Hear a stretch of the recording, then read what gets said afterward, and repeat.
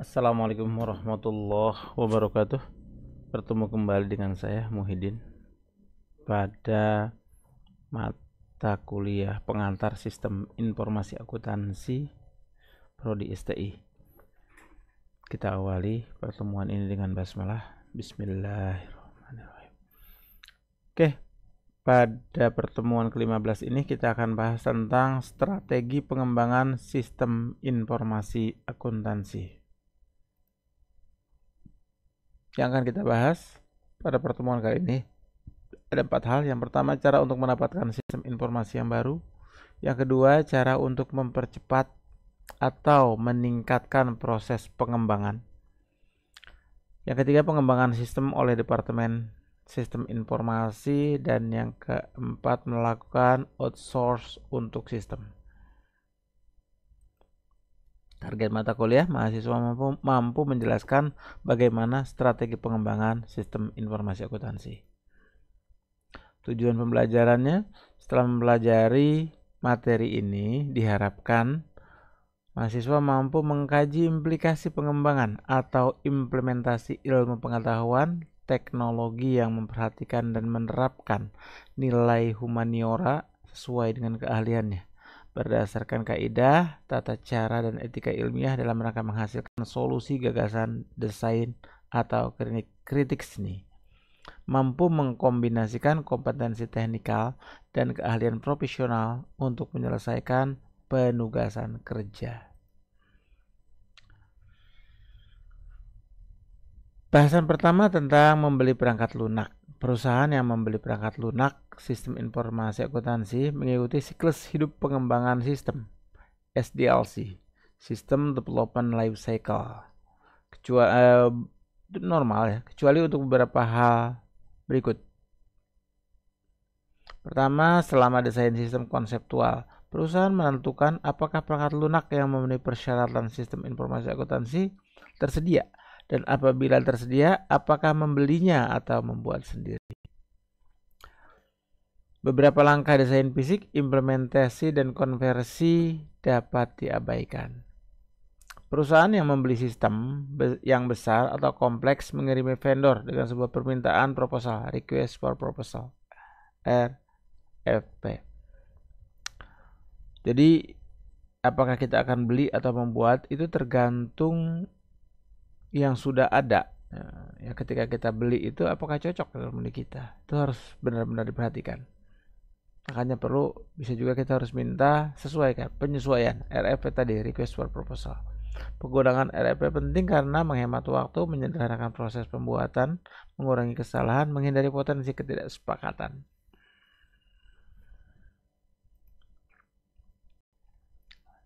Bisa juga perangkat lunak yang dikembangkan oleh pengguna akhir. Komputasi pengguna akhir merupakan pengembangan, penggunaan, dan pengendalian terus-menerus atas sistem informasi berbasis komputer oleh para pengguna.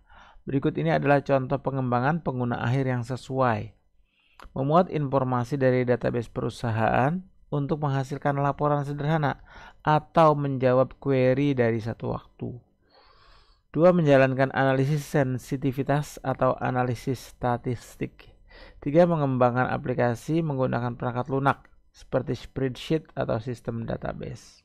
4. Menyiapkan jadwal seperti jadwal depresiasi atau amortisi pinjaman. Keuntungan dan kerugian pengguna akhir. Keuntungan, penciptaan, pengendalian, dan implementasi pengguna, sistem yang memenuhi kebutuhan pengguna, ketepatan waktu, membebaskan sumber data sistem, fleksibilitas, dan kemudahan penggunaan. Kerugian, kesalahan logika dan pengembangan, aplikasi yang diuji tidak layak, sistem yang tidak efisien dan duplikasi sistem dan data, sumber daya terbuang, sistem yang dikendalikan dan didokumentasikan dengan tidak baik, sistem yang tidak kompatibel, dan peningkatan biaya. Ini kerugiannya ketika komputasi dilakukan oleh pengguna akhir. Mengelola dan mengendalikan komputasi pengguna akhir. Helpdesk, para analis dan teknisi yang menjawab pertanyaan pegawai dengan tujuan mendorong, mendukung, mengarahkan, dan mengendalikan aktivitas pengguna akhir. Tugas helpdesk adalah menyelesaikan masalah,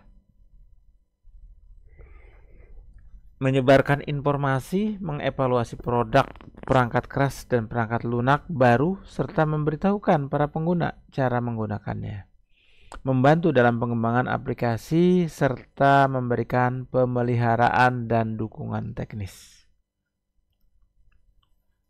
Prinsip dan tantangan manajemen proses bisnis.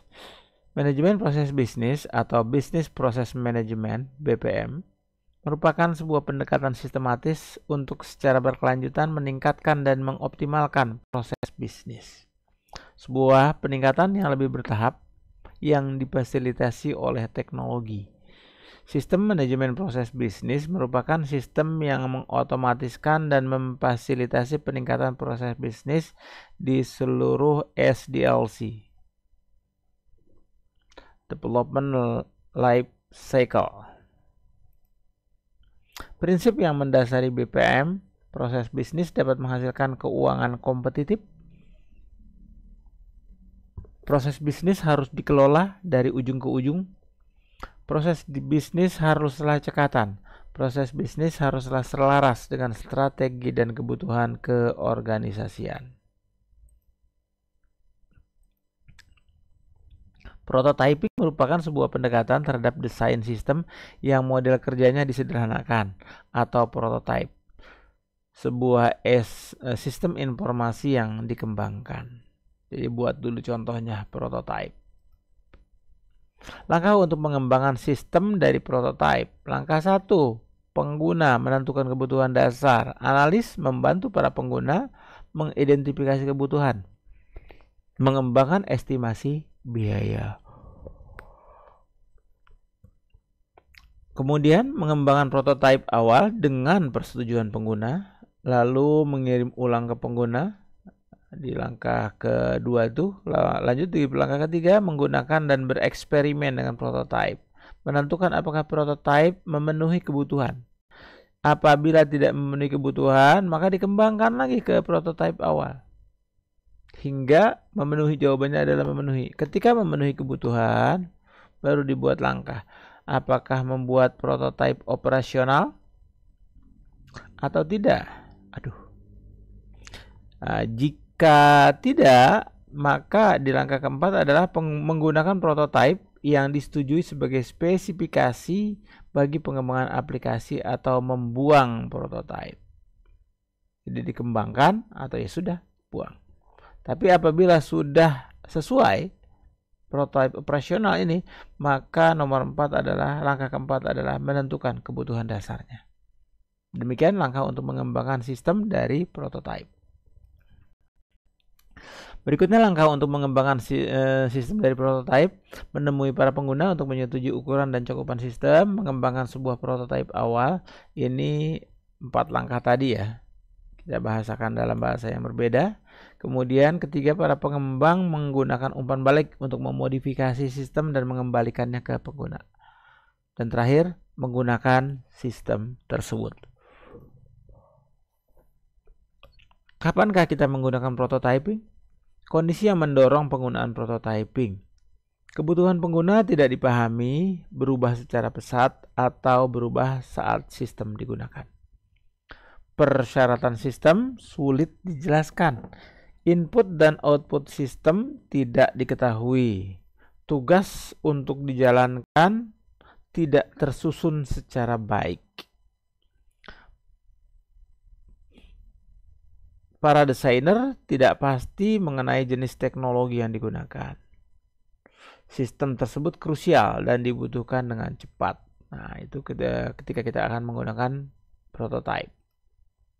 Keuntungan prototyping, definisi yang lebih baik atas kebutuhan pengguna, keterlibatan dan kepuasan pengguna yang lebih tinggi, waktu pengembangan lebih cepat, lebih sedikit kesalahan, lebih banyak peluang bagi perubahan, lebih murah.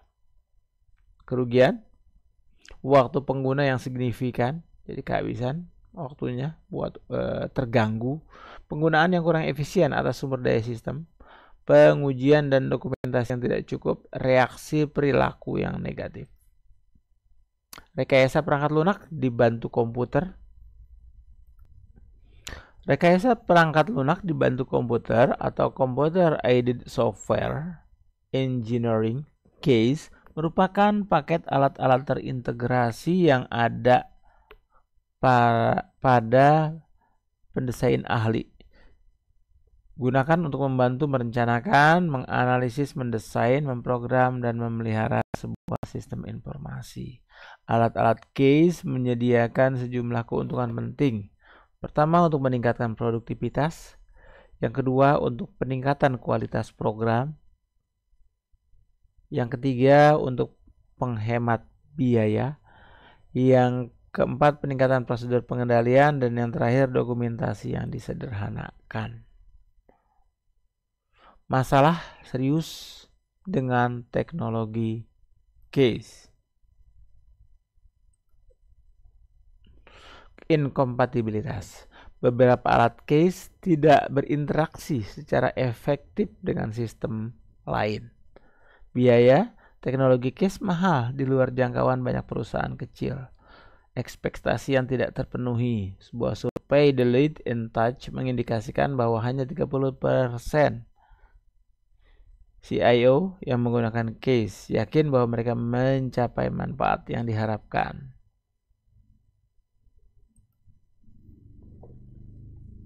Beberapa referensi yang digunakan untuk materi ini.